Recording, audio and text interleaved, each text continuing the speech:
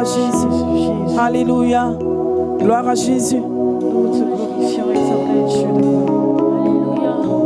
Nous te glorifions, Saint-Esprit de Dieu.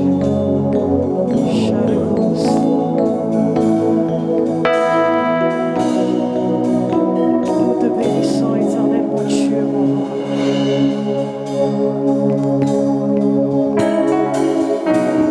Jésus.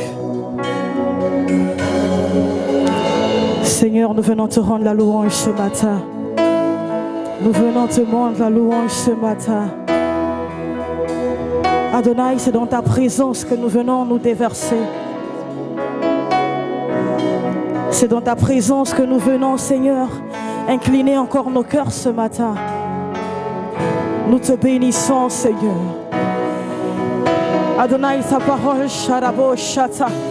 Est-ce que quelqu'un peut élever sa voix de là où il est? Est-ce que tu peux commencer à prier le Seigneur de là où tu es? Est-ce que tu peux commencer à élever ta voix et bénir le nom de Jésus ce matin?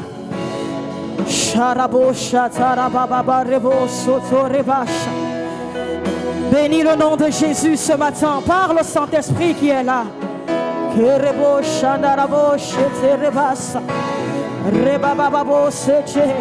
Dis-lui, Seigneur, je vais t'adorer ce matin. Je suis venu pour te contempler. Fais-moi grâce de t'adorer ce matin.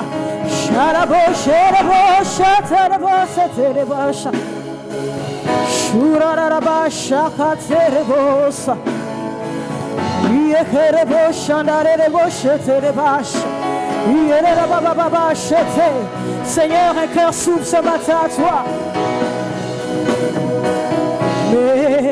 Mélodie venue du ciel,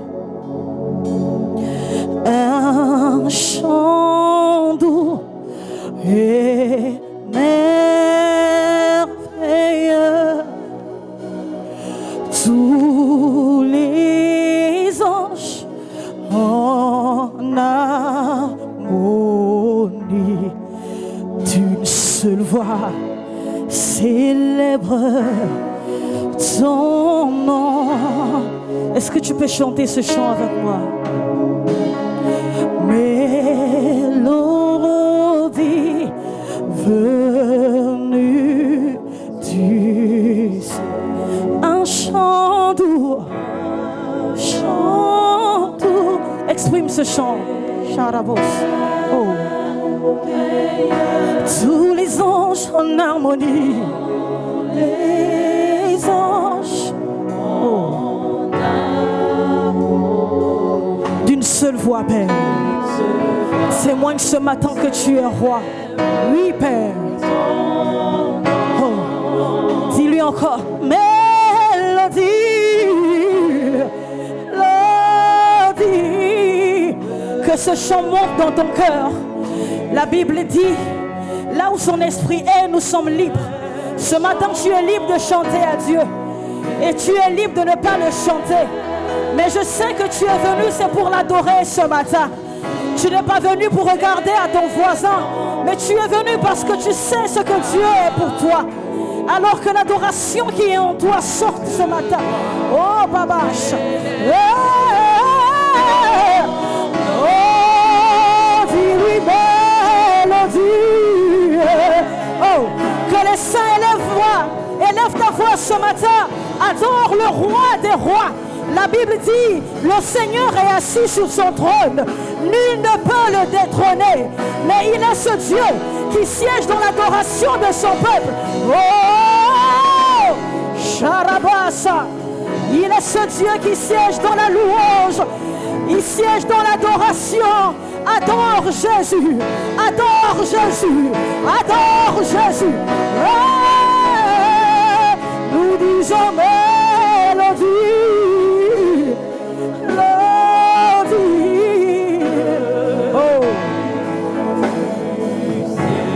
Un chant doux,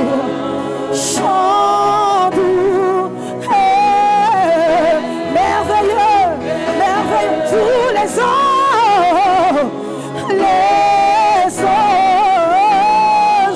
oh Seigneur, si les anges se prosternent devant toi, qui sommes-nous pour ne pas t'adorer? Qui sommes-nous pour ne pas t'adorer? Qui sommes... Oh, nous disons mélodie,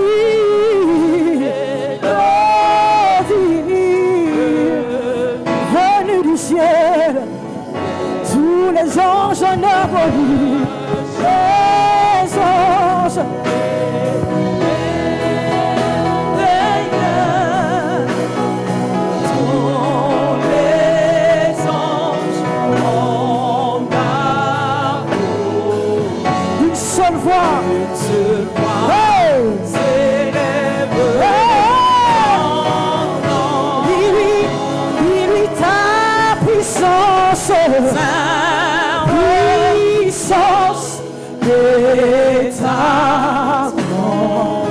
Ta gloire remplit ce lieu ce matin. Ta gloire remplisse l'univers. Ton éclat.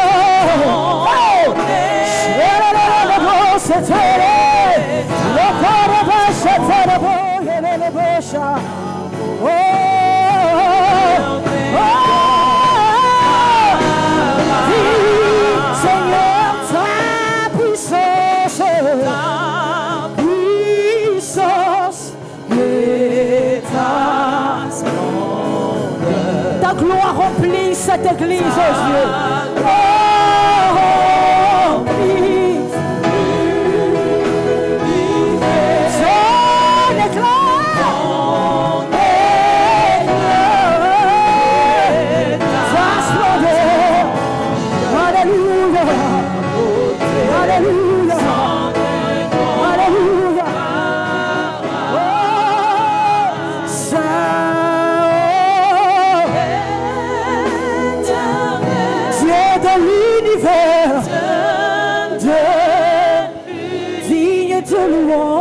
Digne de louange,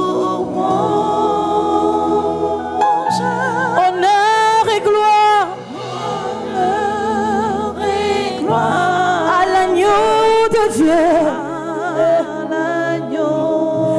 assis sur le trône, Seigneur, sur le trône.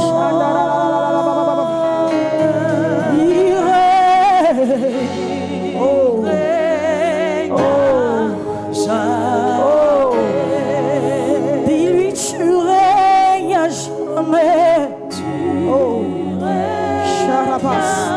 Père, ta présence envahit ce lieu. Dis-lui tu règnes en ce lieu. Oh,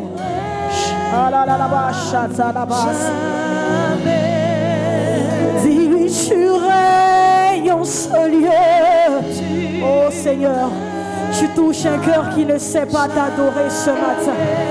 Seigneur, tu touches un cœur qui ne sait pas comment entrer dans ta présence. Seigneur, tu dis, Père éternel, ce n'est pas un spectacle, mais c'est une vérité que nous t'offrons ce matin. Adonai, apprends-nous à t'adorer. Apprends-nous à toucher ta présence ce matin.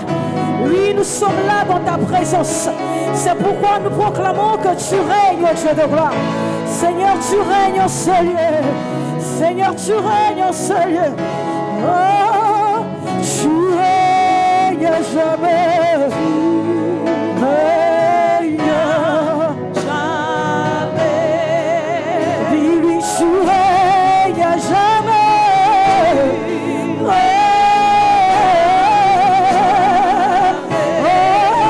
Dis-lui, tu règnes à jamais. Tu règnes, tu règnes, tu règnes, tu règnes. Oh Seigneur, tu règnes, oui tu règnes. Chalabosh, oui tu règnes, oui tu règnes, oui tu règnes, oui tu règnes. Tu règnes à jamais, tu règnes à jamais, tu règnes à jamais, tu règnes à jamais. Dis-lui, tu règnes, tu règnes, tu règnes. Chalabosh, il règne, il règne. Gloire à l'agneau, gloire à l'agneau.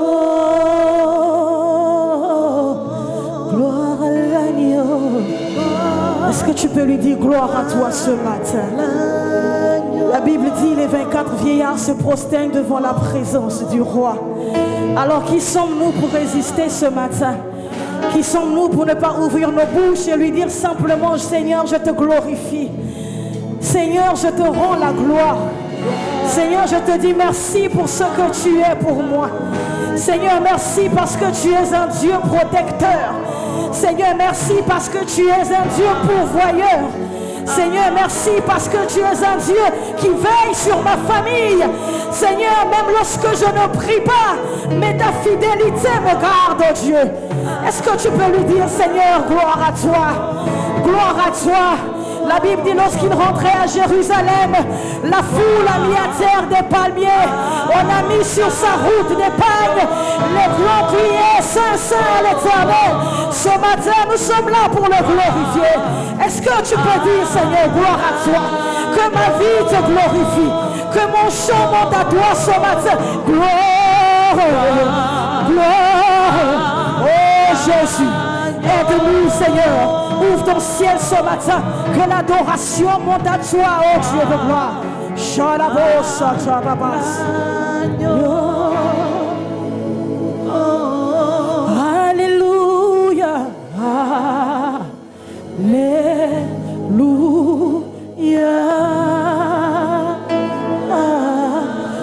Alléluia. Oh, Alléluia.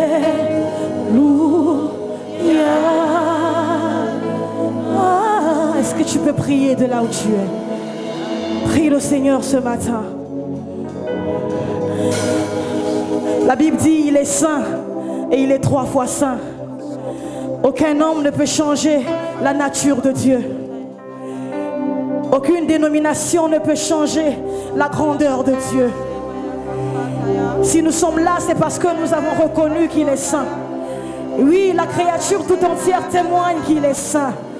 Seigneur, ce matin, ton peuple aussi témoigne que tu es saint. Que tu es saint, éternel. Que tu es saint, éternel. Reçois ta sainteté ce matin.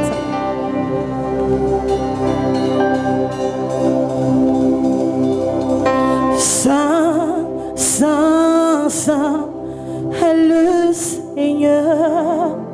Saint, saint est le saint. Saint, saint est le Seigneur.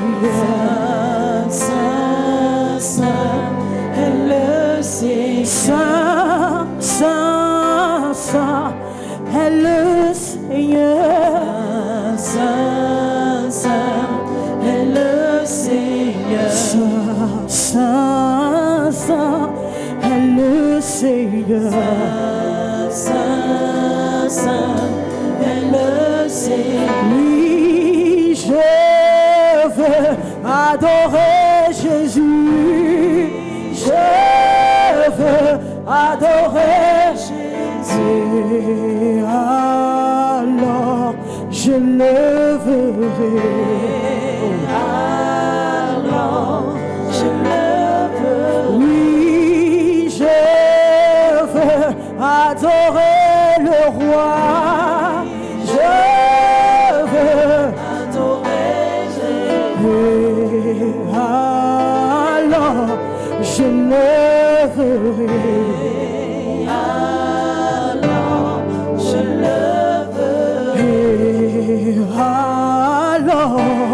je le verrai. Alors je le verrai. Oui, je veux adorer Jésus. Je veux adorer Jésus. Alors je le verrai. Béni sois-tu, Seigneur. Tu peux acclamer pour la présence de Dieu ce matin. Est-ce que tu peux acclamer pour le Seigneur de là où tu es? Acclame le nom de Jésus ce matin. Béni sois-tu, Seigneur. Nous te bénissons, Seigneur. Seigneur, je veux te dire merci. C'est toi qui parles, c'est toi qui es la parole. C'est cette parole qui est descendue et qui est venu habiter parmi nous pleine de grâce et de vérité. Et Seigneur, c'est toi-même qui fais ton œuvre, Seigneur. Et c'est pourquoi ce matin, je veux prier, Père, pour celui-là même que tu t'es choisi, afin de nous apporter la bonne nouvelle, afin de nous éclairer par ta parole, Seigneur. C'est toi qui parles au travers de sa personne. Je veux te rendre grâce, je veux te dire merci. Que l'honneur et la gloire te reviennent. Au nom de Jésus. Amen. Alléluia. Bien avant d'annoncer l'orateur, nous allons chanter. Tu vas prendre ta feuille et avec le groupe musical, nous allons chanter. Merci Seigneur.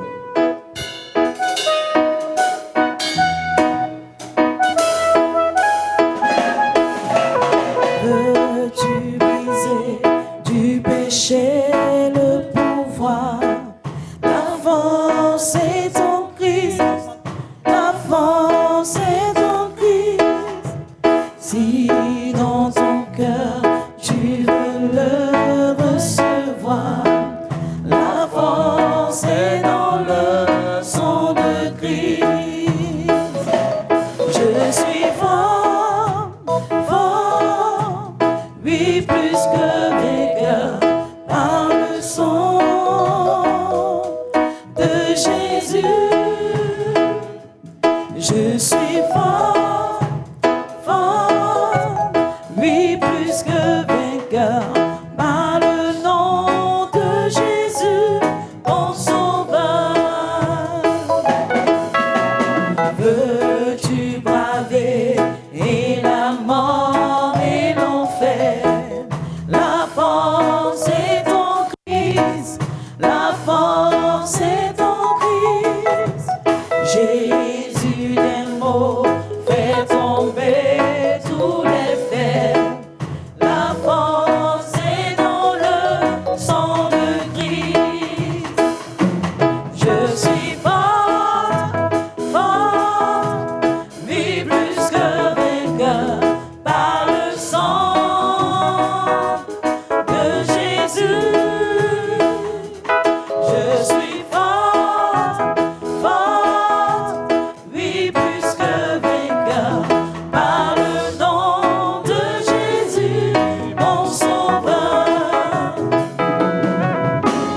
Veux-tu marcher toujours plus triomphant? La force est en Christ, la force est en Christ.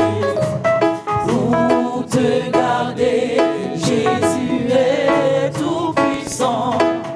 La force est dans le sang de Christ.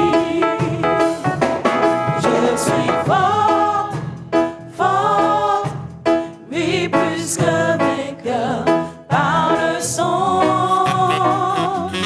de Jésus. Je suis fort, fort, oui plus que vainqueur par le nom de Jésus, mon sauveur.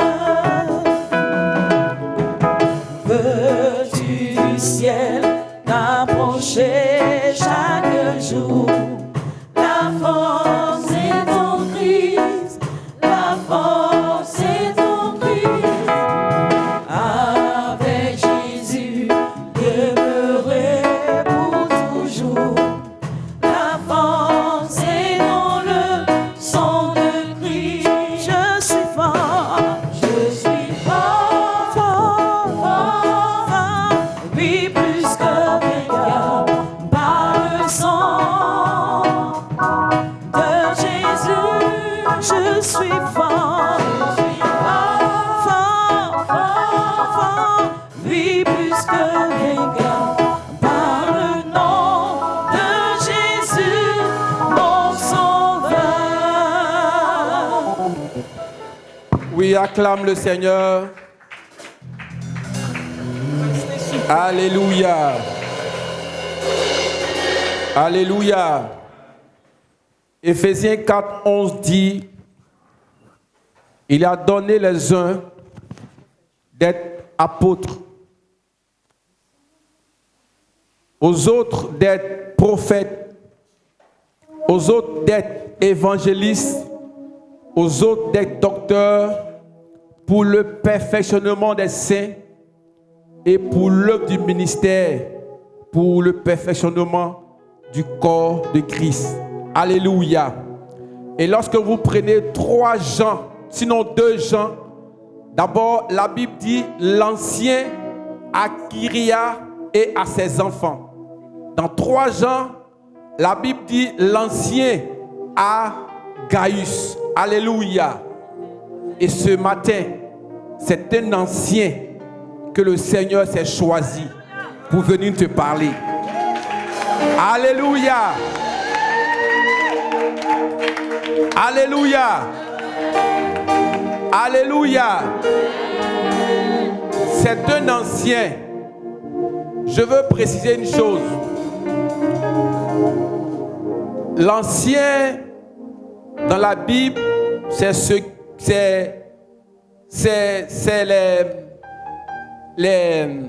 les évêques.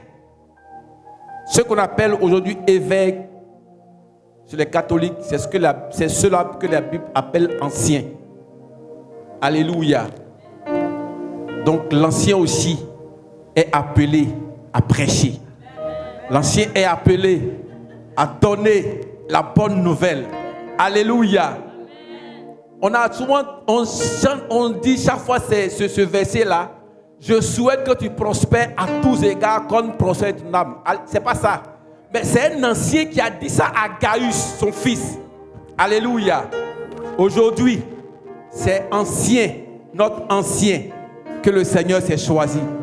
C'est pourquoi je veux que tu tiennes debout et qu'on acclame très fort le Seigneur pour l'ancien de grâce sur grâce, pour notre ancien que le Seigneur s'est choisi. Acclame bien le Seigneur. Acclame bien.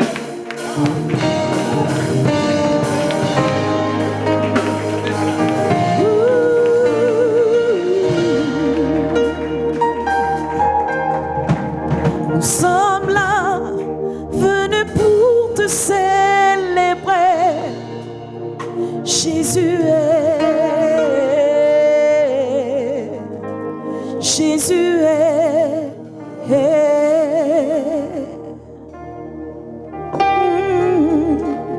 Nous sommes là, venus pour te célébrer. Jésus est.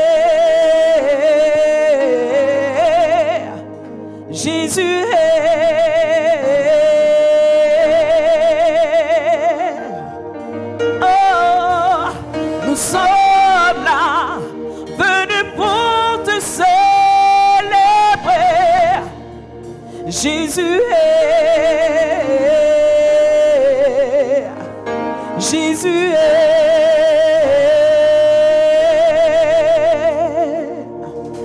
Nous sommes là,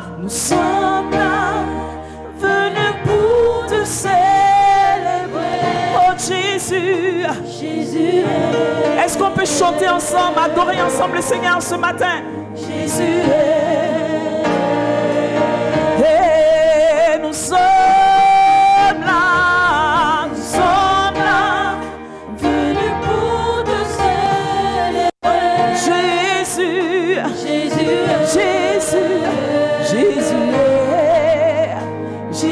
est. Oh Jésus est. Oh, nous sommes là pour t'adorer. Jésus est. Oh, Jésus est. Oh, nous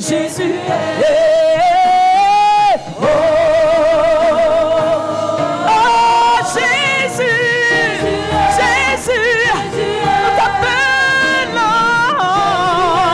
Jésus.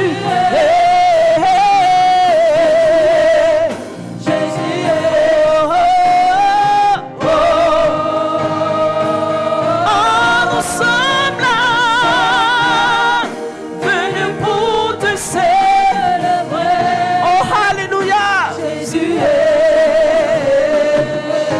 Jésus est. Jésus est. Oh, nous sommes là. Nous sommes là. Venus pour te célébrer. Oh, Jésus. Jésus. Jésus. Jésus. Jésus. Jésus. Oh, Jésus est. Jésus. Jésus. Jésus. Jésus. Jésus. Oh, Jésus. Jésus. Oh, oh, oh, oh. Jésus.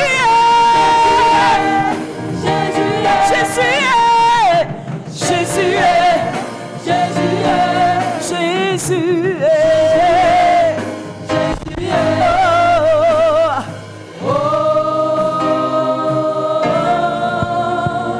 Nous sommes là, venus pour te célébrer. Jésus est. Jésus est.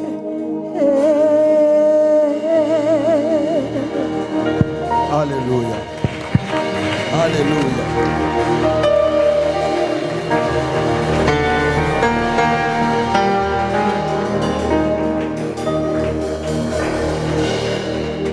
Alléluia.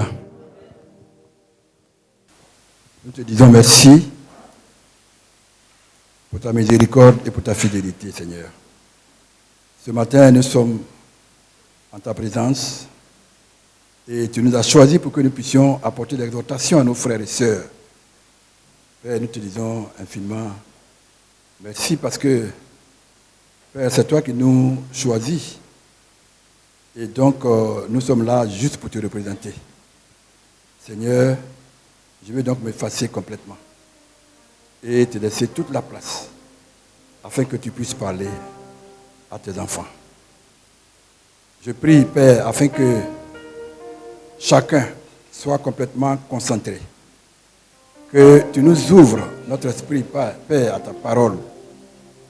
Que tu nous ouvres les oreilles à ta voix. Tu nous ouvres les yeux sur les merveilles de l'Évangile, afin que, Père, nous puissions véritablement bénéficier de ce que tu vas nous dire. Je te rends grâce pour tout ce qui va être fait, au nom du Seigneur Jésus. Amen. Gloire à Dieu. Alors, ce matin, comme le pasteur Jacques l'a dit, c'est l'ancien qui a été choisi pour vous exhorter, pour nous exhorter. Alors, voici ce que je vais vous proposer. Mes chers frères et sœurs, ce matin, nous allons aborder un sujet qui, à un moment ou à un autre, a pu troubler notre esprit et susciter en nous des interrogations profondes. En lisant la Bible, nous sommes parfois confrontés à des récits qui semblent poser des cas de conscience, nous poussant à nous questionner sur la justice de Dieu. Ces récits tels que Caïn et Abel, Ismaël et Isaac, Ésaü et Jacob, ou encore Marthe et Marie, ces récits-là peuvent nous amener à nous demander, Dieu notre Père, serait-il injuste ou à tout le moins partial? Face à ces questions, nous pourrions être tentés de douter ou de chercher des explications humaines. Mais aujourd'hui, ensemble, nous allons explorer des passages à la lumière de la parole de Dieu. Et notre but sera de montrer, et même voire de démontrer, si cette perception d'injustice ou de partialité divine est fondée, ou si elle résulte d'une compréhension erronée ou limitée de ces récits. Alléluia. Donc, nous allons entrer dans le vif du sujet et nous allons chercher à comprendre la véritable nature de la justice divine telle qu'elle nous est révélée dans les Écritures. Alors, ce que je vous propose, le thème de mon intervention ce matin, ce sera donc Caïn et Abel. Caïn et Abel, ou la dualité entre la chair et l'esprit. Alléluia. J'espère qu'on se comprend bien. Caïn et Abel, ou la dualité entre la chair et l'esprit. Nous allons prendre notre texte de base dans le livre de Genèse, au chapitre 4, versets 1 à 10. Mais avant de faire lire ce passage-là, je voulais que nous prenions notre Bible dans 1 Thessaloniciens, chapitre 5. Vous pouvez prendre votre Bible, moi je l'ai déjà.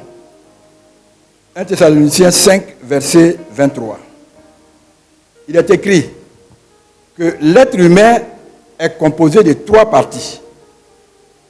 L'esprit, l'âme et le corps. Amen. L'être humain, il est composé de 3 parties. L'esprit, l'âme et le corps. De ces 3 parties-là, une seule est visible et saisissable. C'est le corps physique. Et c'est cette partie physique, cette partie qui est connue de tous, cette partie que tout le programme de la vie des humains gère. Alléluia. Cette partie visible, appelée la partie mortelle, adamique, le corps physique, c'est cette partie-là qui fait l'attention de tous les hommes. Alléluia. Alors que les 2 autres parties de l'être humain, que sont l'esprit et l'âme, et qui sont les parties essentielles de l'être humain, sont totalement ignorées. C'est une grave erreur qui a contribué au chaos chez les humains. Tous ceux qui considèrent uniquement le corps physique et oublient l'âme et l'esprit sont des pharisiens, selon le Seigneur Jésus-Christ. Le Seigneur Jésus-Christ dit en Matthieu 23, au verset 25 à 27, que le corps physique est l'extérieur de l'être. Et à l'intérieur se trouvent 2 réalités. 2 choses que Jésus-Christ a appelées la coupe et le plat. Alléluia. Ces 2 réalités à l'intérieur de l'être humain sont appelées ailleurs par l'apôtre Paul l'homme intérieur ou l'entendement. Et la chair, c'est-à-dire l'âme ou l'homme extérieur. Et ça, vous le trouvez dans Romains 7, à partir du chapitre 7, à partir du verset 7 au verset 25. Donc, l'entendement ou l'homme intérieur désigne l'esprit, le plat, alors que la chair, c'est l'âme et c'est la coupe. Pour nous résumer, nous allons dire que l'esprit, c'est l'âme, l'esprit, c'est le plat, c'est l'entendement, c'est l'homme intérieur. Et la chair, c'est l'âme, c'est la coupe, c'est l'homme extérieur. Toujours dans ce passage de Romains 7, de 7 à 25, l'apôtre Paul, animé du Saint-Esprit, nous révèle que ces 2 hommes en nous sont en conflit, en dualité permanente. Cette dualité en nous, ce conflit permanent entre la chair et l'esprit, ou entre l'âme et l'esprit, est présenté de façon éparse, de manière éparse dans toute la Bible. Dans toute la Bible. Et de façon allégorique.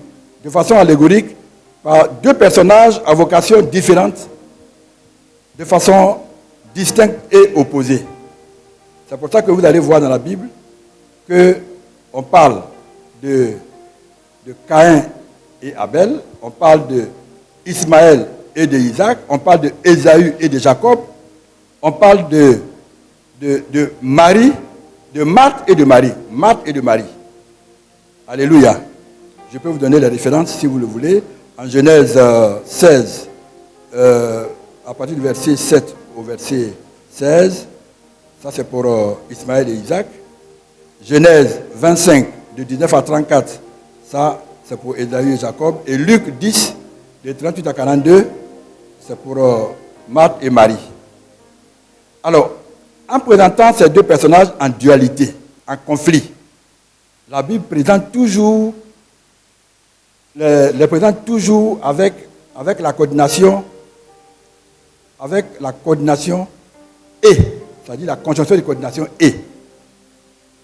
Et c'est toujours la personne désignant la chair, la personne désignant l'âme, l'extérieur, le terrestre qui passe en premier, avant celui désignant l'esprit, l'homme intérieur, l'interne, le céleste et le spirituel. C'est pour ça que, comme je l'ai dit tout à l'heure, on voit Caïn et Abel. Jamais dans la Bible, vous verrez Abel et Caïn. On voit Caïn et Abel, Ismaël et Isaac, Ésaü et Jacob, Marthe et Marie. Jamais l'inverse. Si quelqu'un même vous parle de l'évangile et qui dit Abel et Caïn, c'est une erreur. C'est Caïn et Abel, Ismaël et Isaac. Cette position des deux personnages en dualité, en conflit, respecte une loi divine qu'on appelle la loi du premier-né. La loi du premier-né selon l'homme et selon Dieu. Alléluia. Cela est caché dans un passage biblique que vous connaissez, que nous connaissons tous. C'est dans le passage de 1 Corinthiens 15 au verset 46. La Bible dit ceci. Mais ce qui est spirituel n'est pas le premier. C'est ce qui est animal. Ce qui est spirituel vient ensuite. Alléluia. En effet, dans le choix de l'homme, le spirituel, le céleste, l'interne n'est pas le premier. Est-ce que vous me suivez? N'est pas le premier. Mais c'est la chair, c'est l'externe, c'est le terrestre, c'est l'animal qui est le premier. Et le spirituel passe en deuxième plan. Alors que dans le choix de Dieu, c'est le spirituel qui est le premier et le terrestre le second. Cela explique très souvent pourquoi dans la Bible, les seconds-nés sont les choix de Dieu, les préférés de Dieu. Le choix de Dieu est l'esprit. L'homme intérieur et le choix de l'homme est la chair. L'âme, l'homme extérieur. C'est pourquoi Dieu a dit à Rebecca, mère des jumeaux, Ésaü et Jacob, j'ai aimé Jacob et j'ai haï Ésaü. C'est pour tout ça que nous allons essayer de voir si ce que Dieu dit n'est pas de l'injustice ou de la partialité. Mais Dieu, en le disant ainsi, quand il dit j'ai aimé Jacob et j'ai haï Ésaü, ça c'est en Romains 9, à partir du verset 6 à 15, Dieu veut dire j'ai aimé l'esprit tout simplement. J'ai aimé l'esprit, l'homme intérieur, l'interne, le spirituel, et j'ai haï la chair, l'homme extérieur, l'externe. Alors, toujours l'externe est tourné vers le chaos, est tourné vers les choses de la terre. Il a une fonction terrestre. À l'opposé, l'interne est tourné vers les choses célestes, spirituelles. Il a une fonction divine, une fonction spirituelle et céleste. C'est lorsqu'on parvient à une telle compréhension de la parole de Dieu avec le Saint-Esprit qu'on peut mieux saisir le sens spirituel et profond de l'allégorie cachée dans l'histoire de Caïn et Abel en Genèse 4, à partir du verset 1 au verset 10. Donc, nous allons maintenant attaquer notre sujet. Caïn et Abel, ou la dualité entre la chair et l'esprit, ou entre la vocation des laboureurs et celle de berger. Genèse chapitre 4, de 1 à 10. Elle enfanta ensuite son frère Abel. Abel fut berger et Caïn fut laboureur. Au bout de quelque temps, Caïn fit à l'Éternel une offrande des fruits de la terre. Et Abel de son côté en fit une de ses premiers-nés de son troupeau et de leur graisse. L'Éternel porta un regard favorable sur Abel et sur son offrande. Mais il ne porta pas un regard favorable sur Caïn et sur son offrande. Caïn fut très irrité et son visage fut abattu. Et l'Éternel lui dit à Caïn, pourquoi es-tu irrité et pourquoi ton visage est-il abattu? Certainement, si tu agis bien, tu relèveras ton visage, et si tu agis mal, le péché se couche à la porte, et ses désirs se portent vers toi, mais toi, domine sur lui. Cependant, Caïn adressa la parole à son frère Abel, mais comme ils étaient dans les champs, Caïn se jeta sur son frère Abel et le tua. L'Éternel dit à Caïn, où est ton frère Abel? Il lui répondit, je ne sais pas, suis-je le gardien de mon frère? Et Dieu dit, qu'as-tu fait? La voix du sang de ton frère crie de la terre jusqu'à moi. Amen. Amen. Alors, lorsqu'on lit ce texte et qu'on ne met pas l'accent sur l'ordre de naissance des deux enfants, et surtout les fonctions des deux enfants, on manque totalement la compréhension hautement prophétique et spirituelle de ce texte. Alléluia. Alors, il est écrit en Genèse 4:1, Adam connut Ève, sa femme. Elle conçut et enfanta Caïn, et elle dit, j'ai formé un homme avec l'aide de l'Éternel. Au verset 2, il est écrit, elle enfanta encore son frère Abel. Abel fut berger et Caïn fut laboureur. Caïn est le premier-né Caïn est le premier-né et Abel le second. Ça, il faut le retenir. Donc, Caïn est le premier-né et Abel est le second. Cette disposition est très importante. C'était afin que s'accomplisse cette parole de l'Écriture que nous avons lue tout à l'heure, en 1 Corinthiens 15, verset 46. Il dit, mais ce qui est spirituel n'est pas le premier, c'est ce qui est animal. Ce qui est spirituel vient ensuite. Ainsi donc, Caïn vient avant Abel. Et en Genèse 2, c'est écrit, elle enfanta encore son frère Abel. Abel fut berger et Caïn fut laboureur. Si nous ne mettons pas l'accent sur les fonctions de Caïn et d'Abel, comme j'ai dit tout à l'heure, nous ne pouvons pas parler de leurs offrandes respectives. Donc, une prédication sur ce thème, Caïn et Abel, qui ne met pas l'accent sur la révélation prophétique spirituelle de la vocation de Caïn et d'Abel, est une prédication dont l'enjeu peut être manqué. Alors, nous allons aller dans leur vocation. La vocation de laboureur de Caïn. La fonction de laboureur est une fonction terrestre. Le laboureur remue, retourne la terre avec la houe pour y faire des sillons en vue de la cultiver. Caïn était laboureur, donc il travaillait la terre. Il entretenait la terre. Alléluia. Alors, la posture d'un laboureur est une posture qui est courbée horizontale. Les yeux du laboureur, traditionnellement, sont tournés, orientés vers la terre. Spirituellement, la terre désigne le péché originel, Adam. En Colossiens 3, versets 1 à 5, voici ce qui est écrit.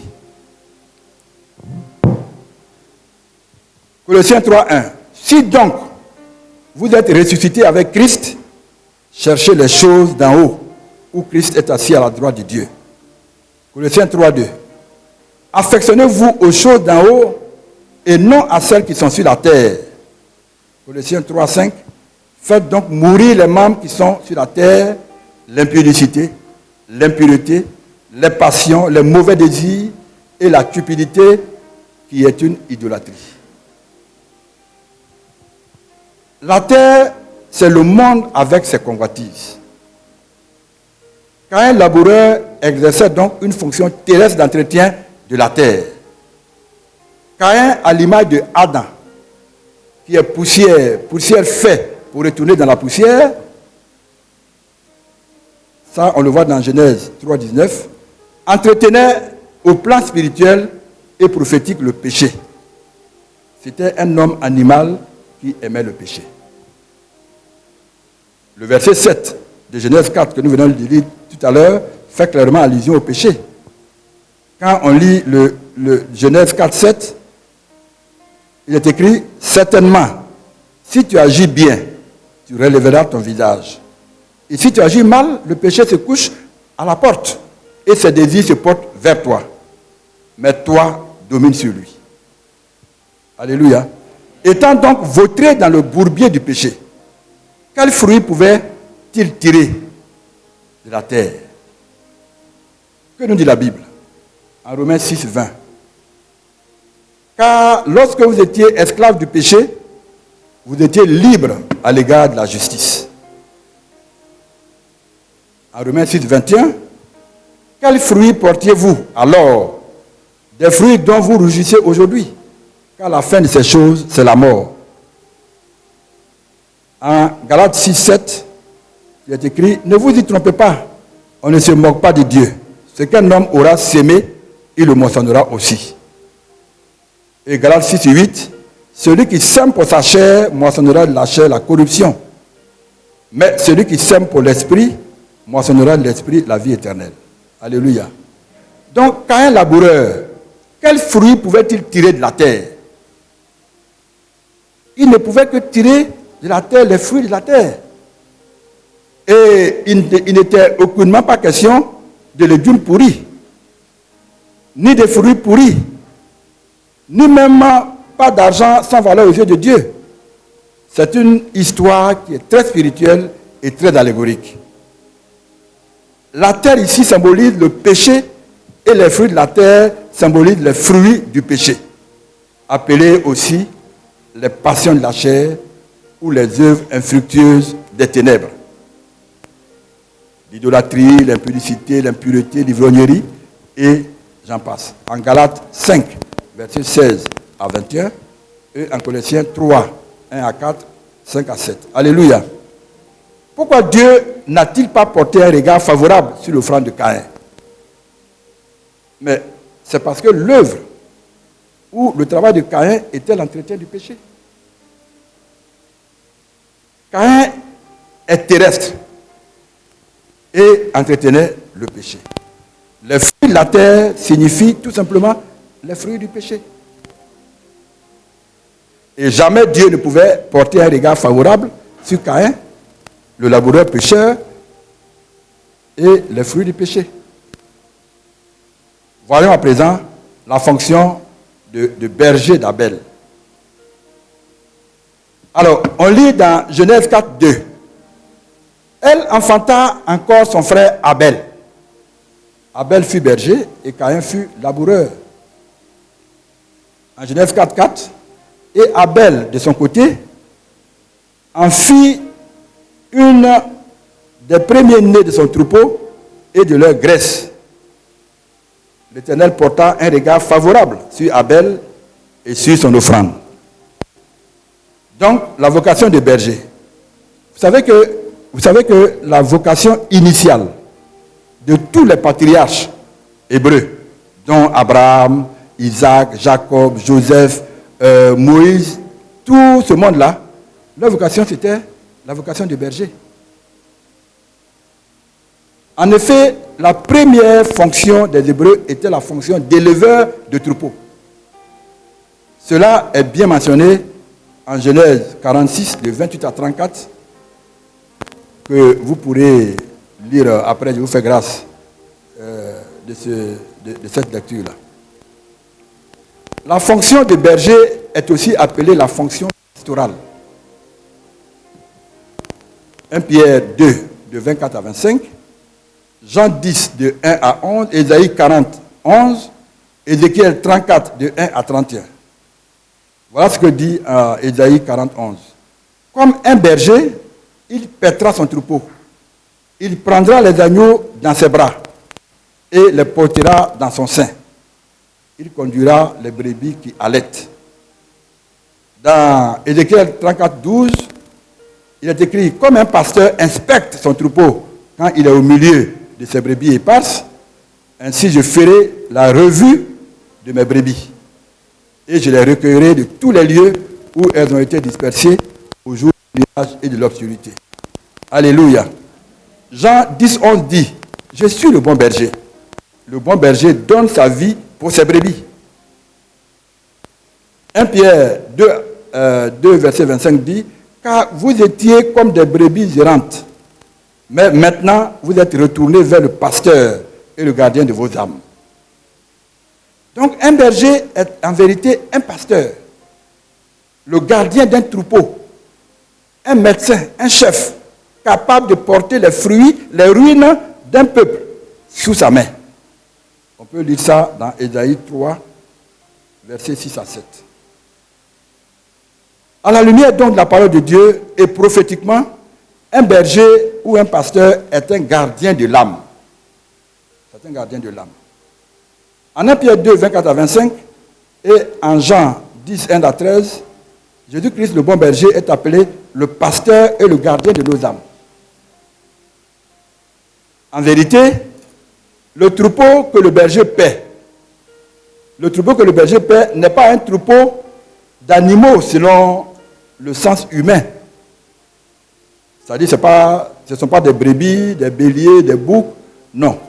Le troupeau du berger est la somme des pensées, des sentiments, des émotions, des desseins de l'âme. Nous retenons que le berger, le pasteur, est le gardien des pensées de l'âme. Son rôle est de garder, de sécuriser, de rassurer les pensées de l'âme et d'empêcher que des bêtes féroces, les ennemis qui représentent les passions de la chair, n'attaquent et n'atteignent ce troupeau de pensées. On peut lire ça dans 1 Samuel 17, 34 à 37, Psaume 23, 1 à 6 et Ésaïe 40, 11. La fonction d'Abel est donc une fonction pastorale. Et en tant que tel, Abel était un gagneur d'âme. Alléluia.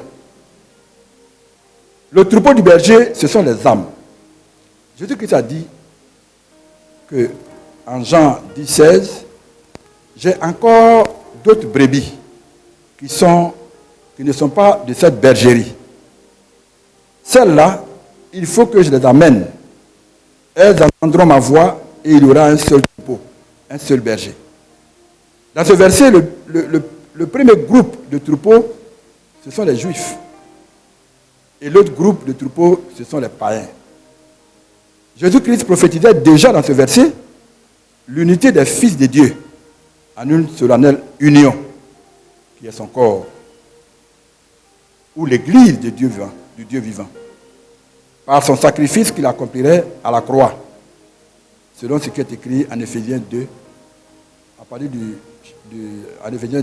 du verset 11 au verset 18. Le troupeau représente donc les âmes. Lorsque le pasteur, dans l'exercice de sa vocation pastorale, arrive à gagner une âme pour l'inclure dans le pâturage de Dieu, on dit qu'il a offert un premier-né du troupeau à Dieu. L'apôtre Pierre affirme que chaque âme offerte par un berger, pasteur à Dieu, est une victime spirituelle offerte à Dieu par Jésus-Christ. L'offrande du pasteur berger Abel est un premier-né de son troupeau, plus de la graisse. Le premier-né du troupeau est une nouvelle âme qui intègre, grâce au Saint-Esprit, Le Saint-Esprit, comme vous le savez, c'est la graisse. La graisse, c'est de l'huile. Et l'huile, bien sûr, c'est le Saint-Esprit. Donc, intègre l'assemblée des saints, des justes parvenus à la perfection. Nous pouvons lire dans Hébreux 12, au verset 22. Mais vous êtes approchés de la montagne de Sion, de la cité du Dieu vivant, la Jérusalem céleste, des myriades qui forment le cœur des anges. Hébreux 12, verset 23. De l'assemblée des premiers-nés inscrits dans les cieux, du juge qui est le Dieu de tous, des esprits des justes parvenus à la perfection. Alors dans Hébreux 12, 24, de Jésus qui est le médiateur de la nouvelle alliance et du sang de l'aspersion, qui parle mieux que le sang d'Abel. Nous allons donc retenir que le premier-né du troupeau d'Abel avec sa graisse, c'est une nouvelle âme gagnée, sauvée, rachetée par la puissance du Saint-Esprit. Tous les premiers-nés de Dieu viennent dans le royaume de Dieu grâce à la puissance du Saint-Esprit, qui est la graisse. Sans le Saint-Esprit, il n'y a pas de rachat, ni de salut d'âme. Sans graisse, sans le Saint-Esprit, il n'y a pas de salut. Abel offrit à Dieu l'un des premiers-nés de son troupeau avec sa graisse est une allégorie d'une nouvelle âme offerte à Dieu le Père par Jésus-Christ son Fils grâce à l'œuvre merveilleuse du Saint-Esprit.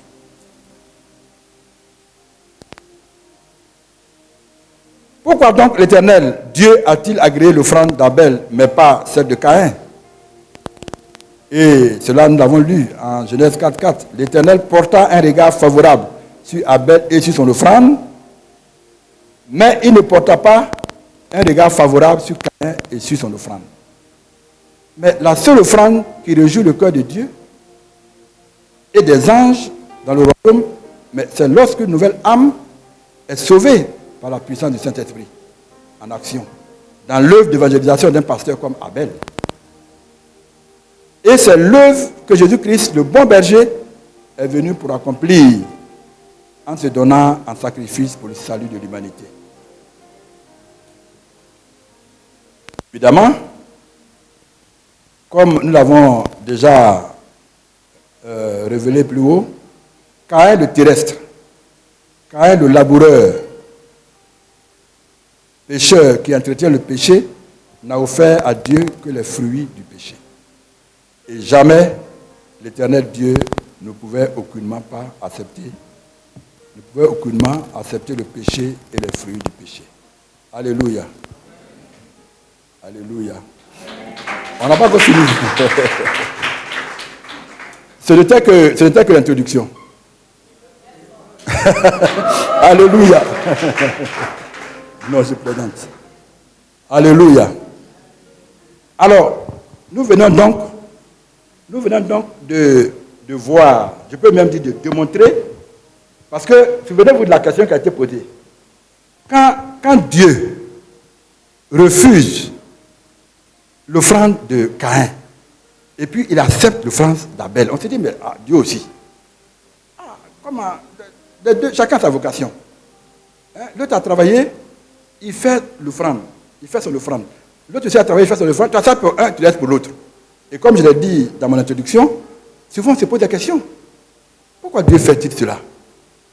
Mais nous venons, à la lumière de la parole de Dieu, de démontrer ici qu'en fait, quand on parle de Caïn, mais on parle de péché.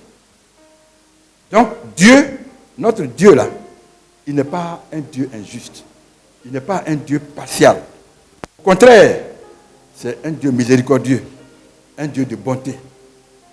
Vous savez que avec tout ce que Caïn a fait, y compris même le meurtre qu'il a commis en tuant son propre frère, mais Dieu n'a pas permis que quelqu'un puisse toucher à Caïn.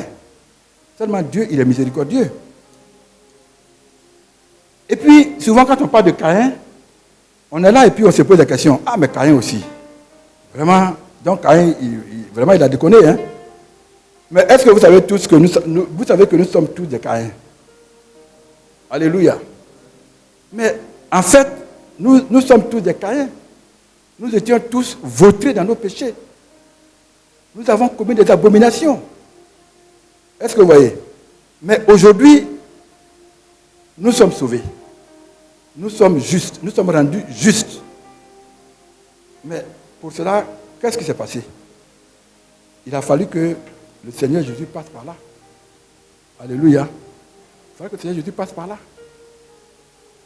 Le Seigneur Jésus est descendu du ciel. Et je ne vais pas... Nous sommes ici à Grâce sur Grâce et nous maîtrisons bien ce sujet. Je ne vais pas vous amener dans beaucoup de détails. Mais il est venu et il est allé à la croix. Et il est allé mourir pour nous à la croix. Mais est-ce que Jésus, qui allait mourir à la croix, il est mort à la croix parce qu'il a péché? Parce qu'il a commis des péchés? Non. L'apôtre Paul pouvait dire loin de là. Aujourd'hui, nous sommes justes. Nous avons été rendus justes, parfaits, irrépréhensibles. Mais est-ce parce que nous avons posé des actes de justice? Non. Nous n'avons rien fait. Ce qui s'est passé, c'est que notre Père, notre Dieu, quand Jésus était à la croix, il a pris tous nos péchés, nos abominations. Il a pris toutes nos fautes et il les a imputées à Jésus-Christ sur la croix. En retour, toutes les bontés de Jésus-Christ, ses mérites, ses valeurs, sa justice, il nous a imputé cela. Et aujourd'hui, nous sommes justes.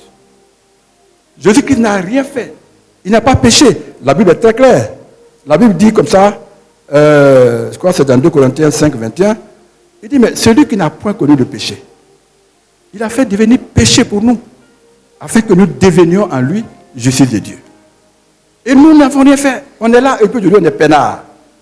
Nous sommes devenus justes. Nous sommes devenus parfaits. C'est cela l'évangile. La bonne nouvelle. C'est cela l'évangile. La bonne nouvelle. Le péché, c'est le problème de toute l'humanité. C'était le problème essentiel. Notre Père, Dieu, il est tout puissant. Il peut tout. Il était là-bas, assis sur son trône, il aurait pu claquer du doigt et puis régler le problème du péché. Mais il n'a pas fait ainsi. Il est descendu parce que c'est un Dieu qui est juste, un Dieu qui est dans sa parole, un Dieu qui respecte sa parole. Il est même sa parole. Et quelque part, il a dit que pour les péchés, pour un péché comme ça, il faut le régler par le sang. Il dit sans effusion de sang, il n'y a pas de pardon de péché. Mais c'est quel sang il fallait pour pouvoir régler ce problème de péché? Il n'y avait personne sur la terre qui pouvait régler ce problème-là. Il a fallu que lui-même il descende. Vous voyez que lui-même il descende sur cette terre-là pour venir se donner à la croix. Venir à la croix pour mourir. Nous-mêmes qui étions pécheurs, nous qui avons péché, nous qui étions qualifiés pour aller à la mort, nous avons été épargnés. Et lui qui n'a rien fait, c'est lui qui allait mourir pour nous. Alléluia. Comme je l'ai dit, c'est ça l'évangile. C'est ça vraiment la bonne nouvelle. Gloire à Dieu. Alors, je voudrais, avant de terminer, vous faire remarquer véritablement qu'on s'est posé une question. Il ne faut pas que ça reste dans votre tête en disant « Ah, mais on dit quoi notre Père, il est injuste ou bien il est partial ?» Nous l'avons démontré. Hein. Nous avons vu que s'il a refusé les offrandes de Caïn, c'était parce que Caïn était un pécheur né. Autant que nous sommes ici, nous étions tous des pécheurs nés, puisque nous avions la nature adamique, la nature pécheresse. On était des pécheurs, jusqu'à ce que le Seigneur lui-même vienne pour nous sauver de là. Alléluia. Donc, si nous avons été sauvés de, je peux dire, des œuvres de Caïn, aujourd'hui, notre Dieu nous fait bénéficier, il nous met dans la position d'Abel. Il nous met dans la position d'Abel. Est-ce que vous voyez? En fait, ce que vous devez savoir aussi, c'est que Abel est un type de Christ. On a vu tout à l'heure. Il était un berger, donc un pasteur. Et notre Dieu aussi est un berger, un pasteur. Il nous met dans cette position-là. Mais si on est dans cette position-là, quelle est notre vocation? Quand on est dans la position d'Abel, quelle est notre vocation? Mais notre vocation est de pouvoir un jour donner en offrande un premier de notre troupeau. Ça veut dire que, autant que nous sommes ici, notre fonction, j'allais dire première, notre fonction principale, notre fonction même prescrite par Dieu, c'est que nous puissions être comme Abel. Nous puissions aussi, j'allais dire, donner en sacrifice à Dieu des âmes. Donc nous devons évangéliser. Nous sommes contents aujourd'hui de ne pas être Caïn. Nous sommes aujourd'hui comme Abel. Mais Abel a joué son rôle. Il a offert en sacrifice à Dieu le premier-né de son troupeau. Mais nous aujourd'hui on est contents. Aujourd'hui nous sommes là. Nous sommes sauvés. Nous sommes, nous avons été lavés. Nous avons été purifiés, sanctifiés, justifiés. Mais qu'est-ce que nous faisons pour mériter la position que nous avons aujourd'hui? La position qui est celle de Abel. Qu'est-ce que nous faisons pour mériter ça? Nous devons donc, aujourd'hui, étant dans cette position d'Abel, nous devons faire en sorte, nous aussi, de gagner des âmes pour Dieu.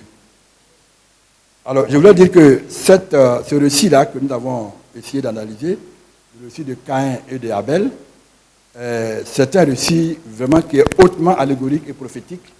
Ça n'a rien à voir avec ce que nous avons dans notre tête, que Dieu refuse ceci ou refuse cela, mais c'est parce que Dieu, déjà même il savait ce qu'il allait faire. Nous étions dans le péché et Dieu avait prophétisé qu'il allait venir nous sauver. Et c'est ce qu'il a fait. On était Caïn, aujourd'hui on est dans la position de Abel. Alléluia. Alléluia.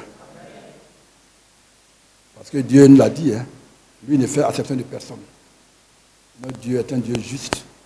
Et quand il pose un acte, c'est nous qui devons nous poser des questions à notre niveau, mais ce que Dieu dit est toujours vrai, est toujours bon. Merci encore et que Dieu vous bénisse.